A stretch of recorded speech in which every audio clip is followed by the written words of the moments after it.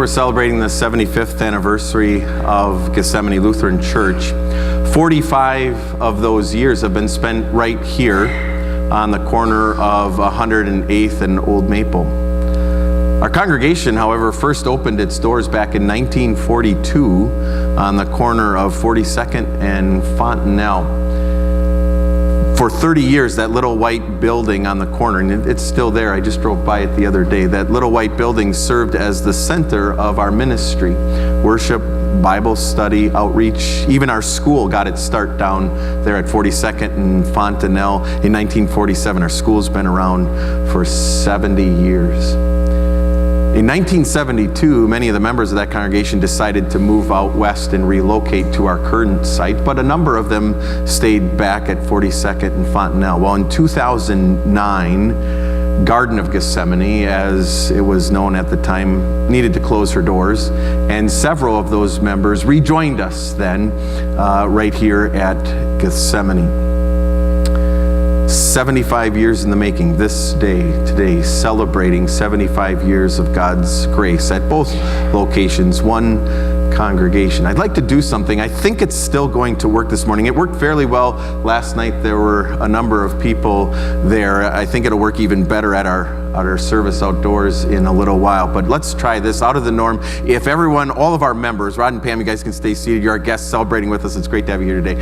If everyone else could just please stand for a minute. Appreciate that. Certainly this isn't our entire congregation. Not all of them will be at the outdoor service. Gethsemane currently numbers 575 souls, but still this is a nice group of folks here this morning. If I could at this time just have everyone who joined our congregation in the last 5 years go ahead and have a seat. So just in the last, if you joined our congregation in the last 5 years. Last 10 years, 2007 to 2017. Okay, if you joined in the 2000s, I don't think we have anyone join that recently. How about the 1990s? If you joined in the 1990s, you've been a member here roughly 25 years or so. Anyone join our congregation, our church family in the 1980s? If you joined in the 80s, you can go ahead and have a seat. Croon sat down up there. Okay. Now, the 1970s, we still have some folks. How many of you were part of the group that moved out here in 72? You can raise your hand. Okay.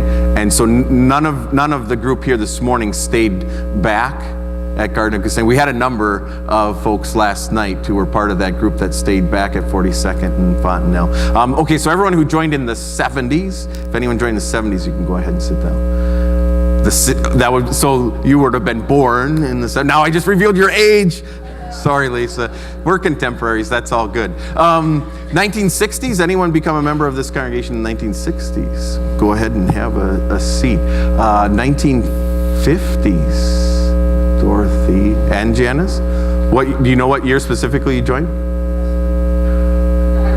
Okay, fair enough. Well, we had one lady last night who joined in 1952. So we didn't have anyone from the 40s. We didn't have any founding members of the congregation. I think there's only one. I think that's Barb Falcone, might be a member of the congregation the entire life. But again, quite a group of people who have been here recent, only a few years, people who've been here for a number of years, lifelong Christians, lifelong Lutherans, some lifelong Wells Lutherans, people who transferred in from other congregations, people who came in through public profession of faith from Christian congregations, people who had no church background, who were adult confirmands, and certainly those who were born and baptized and eventually confirmed and are still members here. Quite a group of people. Again, something different if you're willing to share this morning. Whether you recently joined the church, whether you transferred in, got confirmed, or whether you've been here a long time, can I ask why? Why did you want to join Gethsemane Lutheran, or why are you still a member here? Anyone willing to share an answer to that? Go on. Okay. Okay.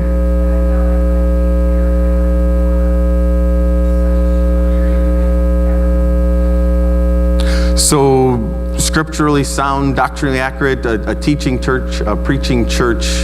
Great answer. Anyone else want to share? Dick?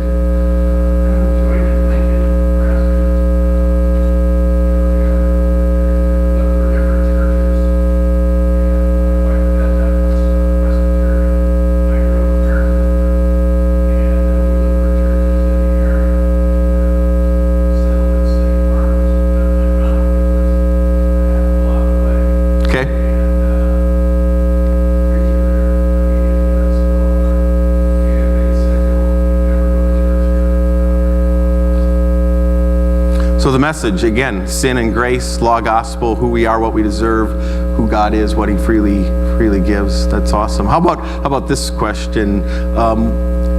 If you had to identify, again, whether you've been a member here a couple of years or a couple of decades, a strength of our congregation, something that Gethsemane has going for it, maybe a blessing you've personally received, your family has benefited from through the congregation. Anything there you might want to add or share?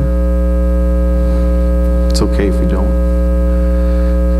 It's fairly easy, isn't it? It's fairly natural. It's human nature. Maybe it's congregational pride to want to talk about ourselves, to talk about who we are and what we've done, our accomplishments, to want to tout those things, to want to pat ourselves on the back.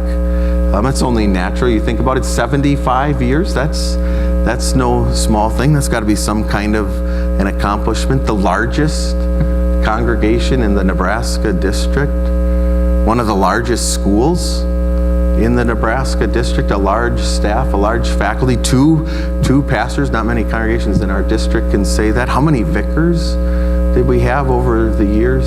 If you think of over the 75 years or the last 10 years, how many baptisms have there been? How many youth confirmations have there been? How many have graduated from our grade school? How many adult confirmations, public professions of faith? You think about how many building projects have we tackled over 75 years, over 35 years? How many outreach efforts have we planned? How many doors have we knocked on? How many Bible studies have we offered? Have we covered every book of the Bible in those 75 years? How many Bible studies do we cover just in a week's time currently with our current schedule and ministry? What about worship? You think about the variety we have in worship, the number of organists and musicians and instrumentalists and singers, soloists, choirs, the tone chimes.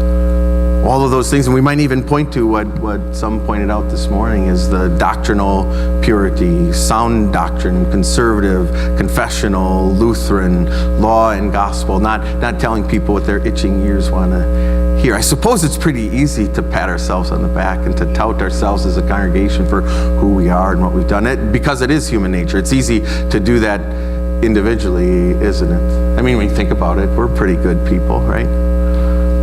Better than most. And we, for the most part, live our faith, don't we?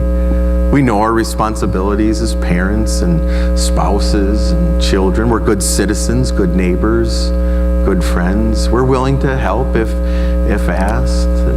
It's pretty easy to tout who we are. It's pretty easy to see why as individuals God would choose us, right?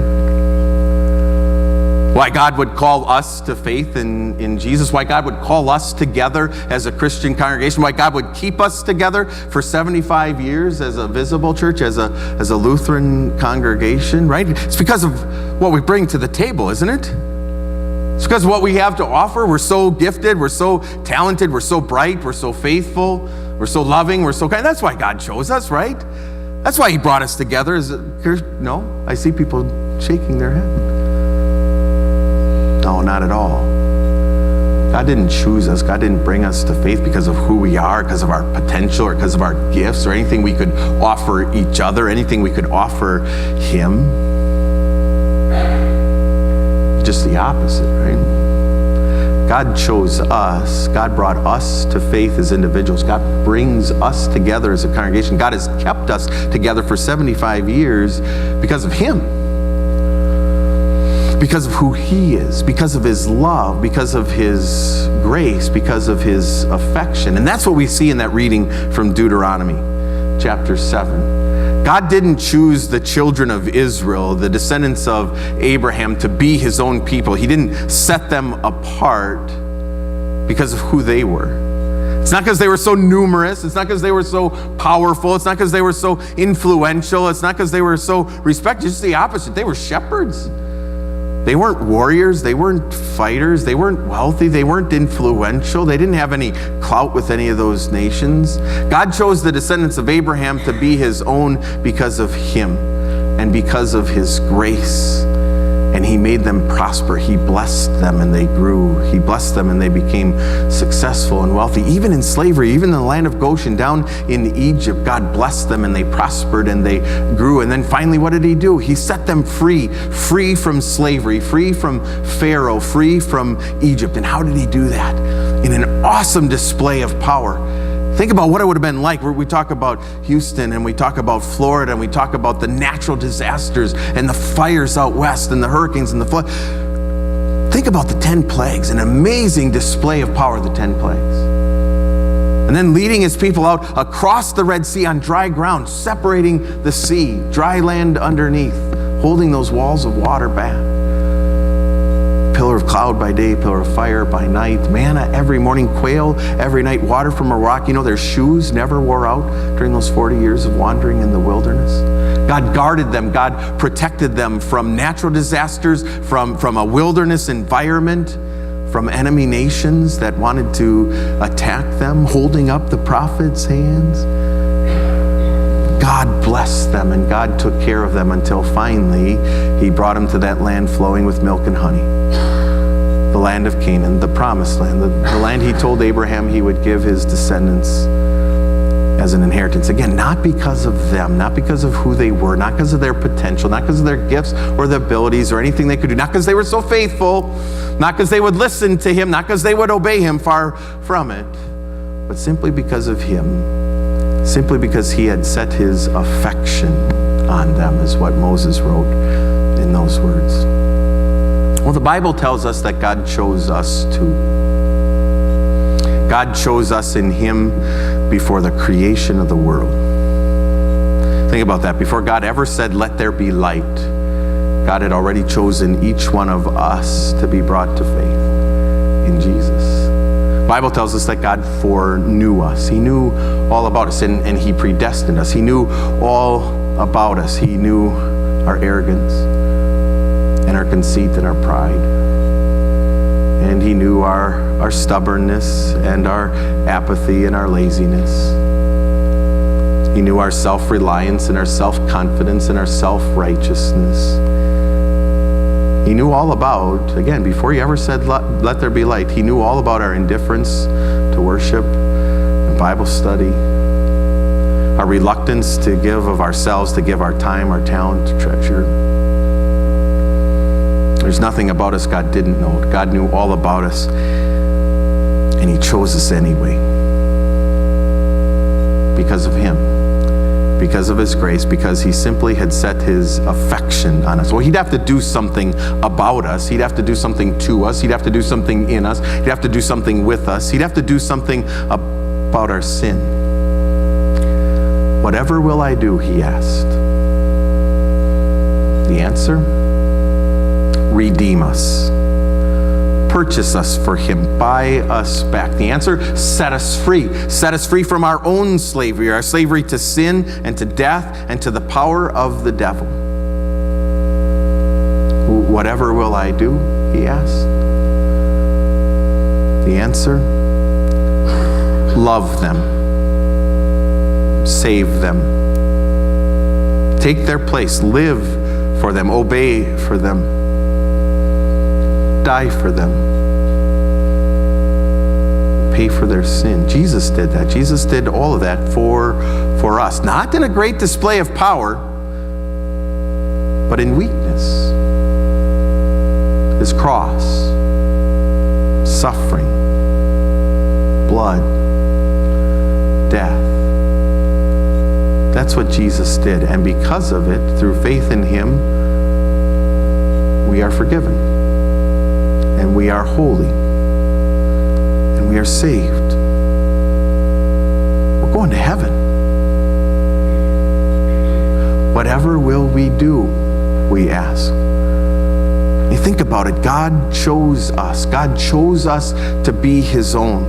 God chose us not simply to be his own, but to be holy. And he has done that. He has sanctified us. He has made us holy before him through faith in Jesus. But he's also sanctified us in that he has set us apart in this dark, unbelieving world.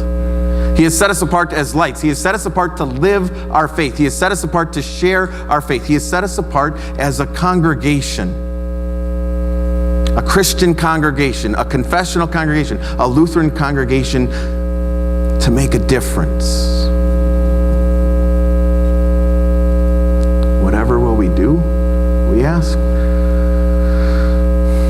How about this? No more apathy. No more indifference. No more complaining. No more excuses. No more unwillingness. No more of this lukewarm business. Nope. Whatever will we do, God has made us His own. God has made us holy. God has set us apart to make a difference, to be in the Word, to receive the supper, to worship, to grow, to teach our children, to give of ourselves, to give our time, to give our talent, to give our treasure willingly, happily, generously, to help others, to serve others, to reach out into our community, to touch their lives, to touch their hearts with something they don't have, to give them hope and purpose and identity and a future, to dispel their doubts, to calm their fears, to answer their questions. Whatever will we do? Yeah, we can celebrate. We can celebrate 75 years of God's grace. But we can do more than that. Let's get to work as a congregation. With God, the sky's the limit. With God, nothing is impossible. With God, all things are possible. A second site, a third site, a preschool, more classrooms, a gymnasium, working together with our fellow congregations. Let's celebrate. Let's get to work. Amen. Please stand. Now may the peace of God that surpasses all understanding